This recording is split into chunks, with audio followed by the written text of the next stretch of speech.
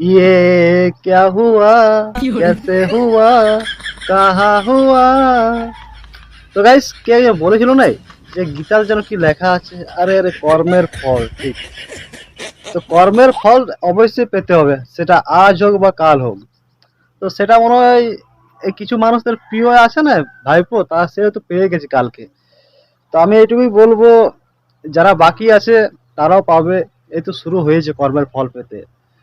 আর আজকে সত্যি কথা বলতে পশ্চিমবঙ্গ বাসী অনেক খুশি। কারণ যেভাবে যে দুর্নীতি করেছে, যে মানুষকে ঠকিয়েছে, আর যেভাবে মানুষের সাথে অত্যাচার করেছে, যেভাবে যুব সমাজের সাথে অত্যাচার করেছে, মানে আমাদের সাথে, তো সেই কর্মের ফল কিন্তু তারা পাবে, একদিন পাবে। আজ ভাইবো পেয়েছে, কাল পিসি পাবে। আর একবার সে পিসি মনে আছে নাটক করেছিল, পাটা যেন ভেঙে গেছিল ওই হুইল চেয়ারে। তাই একটা কথা বলবো, যেন সেটা সত্যি হয়ে যায়। আর নাটকের থেকে সত্যিটা হওয়া অনেক ভালো। আর অবশ্যই আমাদের পশ্চিমবঙ্গবাসী অবশ্যই কিন্তু তোমরা কমেন্ট করে জানাবে যে আজ তো তোমরা খুশি তো, আগে অনেক কিছু হবে। ঠিক আছে, শুধু দেখতে থাকো।